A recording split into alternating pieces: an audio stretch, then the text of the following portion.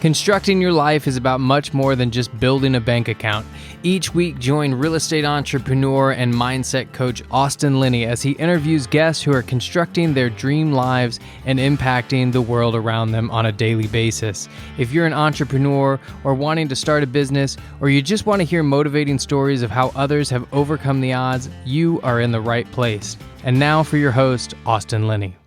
Welcome to the Brain Dump. We are going to dive into a topic today that makes me very uncomfortable, but I know that I'm in good company with the one, the only Austin Linney. He's going to hold my hand. He's going to make it a safe place for me to talk about vulnerability and how this impacts success. So before we get to that, Austin, how you doing, man? I'm doing good. They call me Mr. Vulnerability. So this is perfect. So, They do. Yeah, they do. Yeah. There's no guy that shares his story more than I do. So this is a perfect topic for me.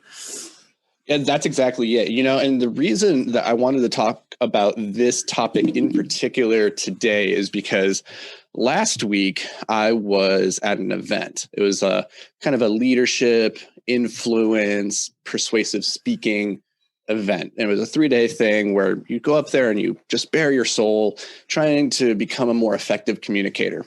And it was very interesting experience. It was very difficult because, I'm actually a pretty good communicator, but my stories fell completely flat with the audience. And as we were diving in and digging into it, somebody said something to the effect of, "You're being selectively vulnerable."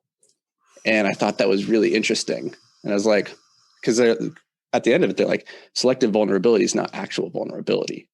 And I was like, wow, that's okay. I hadn't really thought about that. I hadn't really thought about what it means to be genuinely vulnerable versus just showing the parts of myself that I want to. And I think as people who are striving to be successful in business and life in general, like we can wear our successes as like a shield of armor and we kind of hide the gushy bits underneath. So I kind of want to dive into that today. Well, you know what's interesting? I just got this book today. Funny, the universe is hilarious. It says, start with your story. This gentleman has interviewed over 300 high-class entrepreneurs, and it teaches people how to tell their story. I've actually been studying how to tell your story and pitching people. Like this is what I'm reading Pitch Anything right now. And was that Warren Claff? Yes. And selective vulnerability is so amazing because isn't selective vulnerability basically Instagram? Exactly. Yeah. And it's like what I was doing, what I found really interesting once people pointed this out, I was like, oh, wow. Yeah, I am doing that thing. What I was doing was I was sharing failures, and I put that in air quotes, that were really just disguised successes. And when somebody calls you out on that, eventually they go, that's not a real failure. You were just, that was just a jumping off point to get to the success that you wanted to talk about. And it's like, oh yeah, you're right. And so then I had to do some really deep soul searching to figure out like, well, where am I vulnerable? Because I found it's those areas that I don't look at, right? Like it's hiding really deep. And so I didn't even know where to start looking. It was a really difficult thing. Dude, you're making me so uncomfortable with this conversation right now. I tell you what, in full disclosure, this is what it's about right now. Yeah. So let's dive into that. Why is that making you uncomfortable? What feelings are you Because you said something there that hit me. You're telling your failures to be the launching point off for your successes. And I told my story to a group of recovery people last night in our mastermind. And I realized that I set up the entire story in my failures to show how I've overcome it instead of just being honest in the pure failure of. Yeah, we're guilty. It's so I went up there and I thought I nailed it. And then when they started giving feedback, I was like, oh my God, you're right. Like that's exactly what I'm doing. I'm sharing the failures as a credibility booster so that when I get to the success, you go, oh, he's overcome this thing.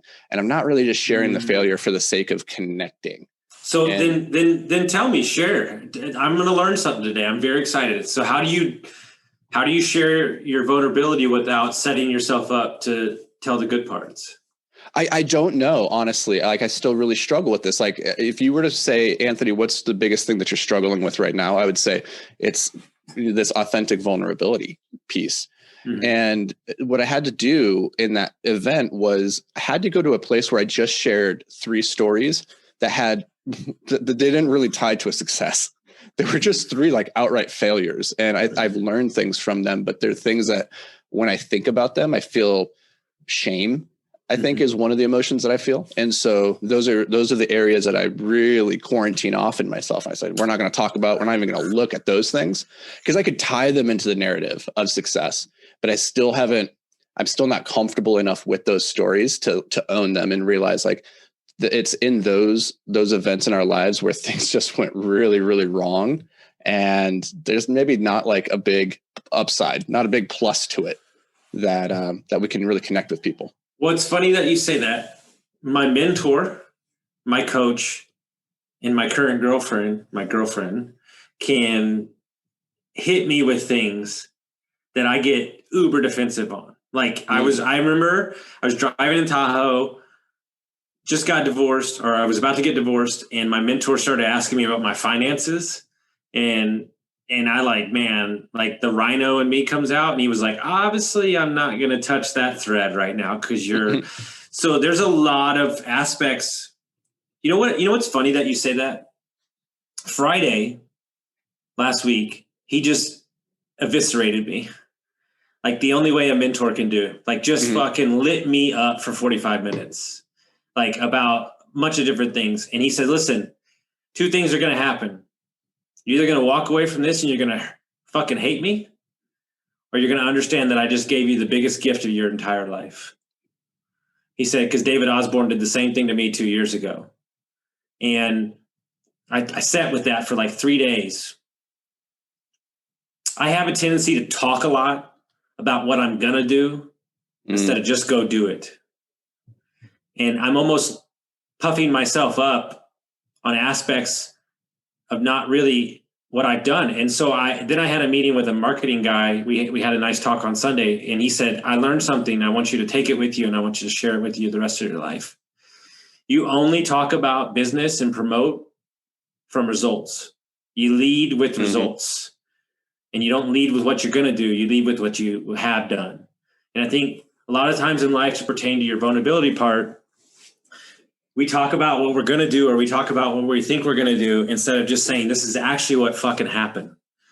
And what I try to do by telling my story is I try to give people a platform to understand that their story has meaning too. And I share my stuff. But over time, I think that sometimes I gloss over or maybe polish off a little bit to make it sound a little better, maybe than it should be sometimes. There's two things here I want to unpack. One is this idea of telling people what you're going to do rather than just going out there and doing it. And you see this all the time in social media land. I'm guilty of this. And, a couple episodes back, you and I, we had a conversation where you had just incurred the wrath of what happens when you share with people what you're going to do and then it doesn't happen, and how it kills you, right? It kills you.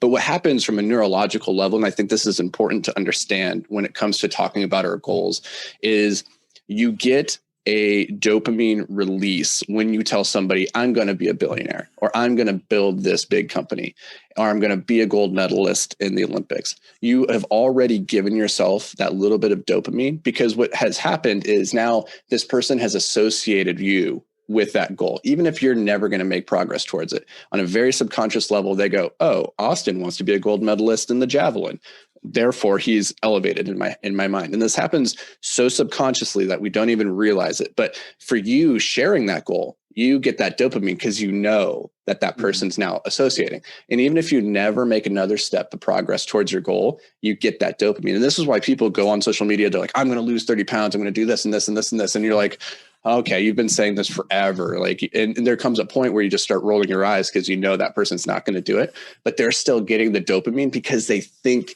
they're going to do it. And that's not helpful, because if you've already given yourself the reward before you ever started, then where is your incentive to keep going? Right? Like there isn't really. So that's number one, is be really careful about how you talk about your goals in the public or with people, and make sure that if you're sharing it, it's because you are looking for accountability and saying, hey, I want to do this thing. Austin, I need you to hold me accountable to it. Yep. And that can be, that can be super powerful because that's about consistency. That's wanting to say like, I have this vision of myself. I want to build this thing. And I'm telling you so that you have that vision of me and I'm going to feel that pressure. And that's really powerful. The other thing that you mentioned there that I want to touch on is that we only lead with our results. But one of the things that we do, and one of the things I do that last week really taught me was that I only lead with the positive results or the failures that led to a positive result. Mm-hmm. And I don't even address all the times that we were wrong and that we failed and just outright failed. Like that business started it, went absolutely nowhere. It was a complete dud, lost money, broke up some relationships. It was terrible, absolute failure. I learned some things, but really like that was just a complete disaster, right? Like we don't lead with that story generally.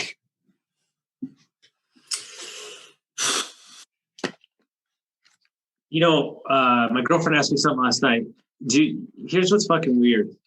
The universe is weird. I had like a ton of podcasts yesterday. I don't really speak to my dad that much. And, I call my mom probably once a month, maybe once or two. Like we don't talk either. Both parents called me yesterday on the same fucking day. And my girlfriend asked me, and she's like, you never talk about your childhood. And as a coach, I'm always looking to the future. I'm always like, that old life, that alcoholic life, that drug addict life, that homeless life, like I've left it behind me. What I realized is there's some things back there. I've done a lot of work. I think there's a young part of me that hides aspects of the truth in there because he's trying to protect me against my mind and my soul because he thinks he can't handle it. And so I think I've closed off a lot of my childhood. And I think if I were to spend some time reopening some things, I think I would have some closure to some of those aspects of my life now that I'm saying it out loud. Mm-hmm. I think that's the core of this vulnerability message that I want to get across, because this is not going to be an episode where I share any tips or tricks or tactics for like getting to the bottom of this, because I'm on this journey as well. But one of the things is that place that you're most afraid to look, or you don't even realize you're not looking there. Like that's your subconscious mind has like shielded you off and protected you from that for a reason. And that's probably where you need to spend your time digging. That's probably the X that marks the spot. One of what's really fascinating. So I went to this event, and on the second day of it, I called my girlfriend. We had a long chat that evening, and I was sharing like some of the things that I'd learned and some of the difficulties I had. And she goes, this was completely unprompted. Before we even started talking about the vulnerability side of the conversation, she goes, I listened to 2 of your podcasts today, and you tell the same stories, but you do it in a way where you're not being like truly vulnerable. And I was like, oh, that's interesting, because that was one of the topics of today's discussion was around vulnerability. And I was like, so what do you mean by that? And she goes, well, you'll share these things that obviously had a big impact, and you'll share it, and then you'll just kind of gloss over it really quickly and go straight to the success on the backside. But you don't take the time to unpack like how it made you feel, or like what the true impact of it was. You just kind of like mention like, oh yeah, by the way, this, and then you move straight on to the next thing. And so it's really hard to connect with that. So if there is a bit of tactical advice here, it would be spend the time feeling the whatever it is that you feel when you're exposing that vulnerability or that thing inside of you that feels scary to look at. Just let yourself feel it. I've said my story on many podcasts, like my story. Had a coaching client reach out to me, and he said, now, granted, it depends on how long the podcast is. Sometimes I try to fit it all in. Mm-hmm. There's a lot there. He said, I love the way that you paint the picture, but I want you to, what's funny? I think we talked about this on a text message. We talked about how the big guys are sitting on stage or are writing a book from a big, broad spoke. And I think I'm so far removed from my alcohol addiction that to truly connect and to truly make the impact that I seek, I need to sit with a lot of the emotions that I probably felt 2 or 3 years ago. And if I truly want to be the coach that I long to be, like the best at my craft, understanding and not running away from it, but understanding the feeling and the emotions tied to, I just want to get sober and I can't get my life better, will make me a better coach now that I'm saying that out loud. Mm-hmm. Yeah, I absolutely agree. It's fascinating. One of the other guys at this event, he was up there presenting, and he was sharing a story that was like really dark and sad. Like his wife was pregnant, and she said, "Whatever you do, don't lose the house." And then he went and lost the house while they were pregnant. Like that type of like thing where he had to like sit down and tell her, "Hey, I've done it. She wasn't pregnant, but I've done the same thing." Yeah. And you had to like sit down and have that conversation and like say, "Hey, we're losing the house." And like when he was sharing the story, like it's a story where you think about it, you're like, wow, that must have been absolutely horrible. But he was saying it with a smile on his face. And he was saying like, because without these failures, I wouldn't be the guy that I am today.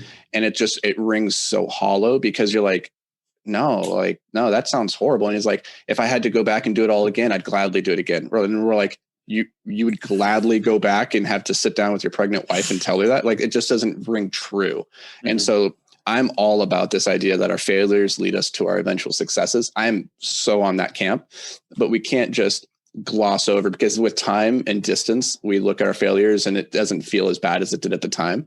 But certainly at the time, it felt a very specific, horrible way. And if you can connect with that, that's, I think, where the authenticity like really, really resides for people. 100%. I don't want to say any more. I think we crushed that conversation. Yeah. All right. So that's going to do it for us, guys. Before you take off, make sure that you go and leave a review. Tell Austin that you love him, and we'll catch you next week. Thanks, guys.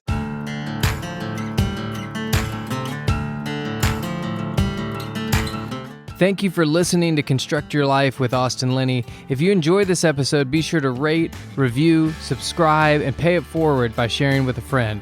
Most importantly, take this opportunity to start constructing your life by taking immediate action on what you learned. For show notes, resources, and more information on one-on-one coaching with Austin, visit constructyourlifepodcast.com.